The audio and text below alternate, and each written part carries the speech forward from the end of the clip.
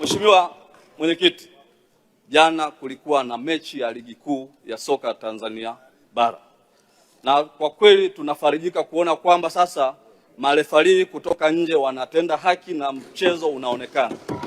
Yale mambo ya mbeleko hayapo. Jana limefungwa goli bora kabisa ambalo sijui kama miaka ijayo tungewezaje kushuhudia goli la kisasa namna ile. Kwa hiyo niombe taarifa Mwenyekiti. Mheshimiwa Shangazi, kuna taarifa kutoka kwa Mheshimiwa Joseph Msukuma.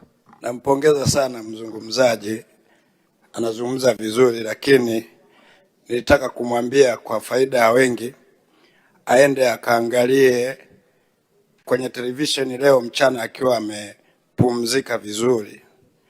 Lile goli analolisema bora ni clear offside. Asante. Mheshimiwa Shangazi, unaipokea taarifa hiyo?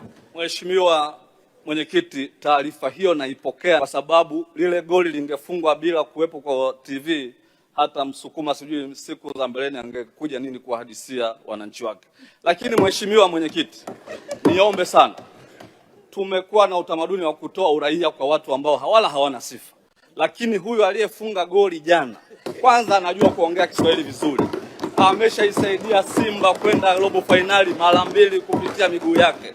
Hawa ndio aina ya watu ambao wanapaswa kupewa uraia wa heshima katika taifa letu. Sio tunawapa uraia watu ambao kiingia dakika 5 wamecheza faulu anatolewa nje. Taarifa Mwenyekiti. Asante Mwenyekiti, naunga mkono hoja. Taarifa Mwenyekiti.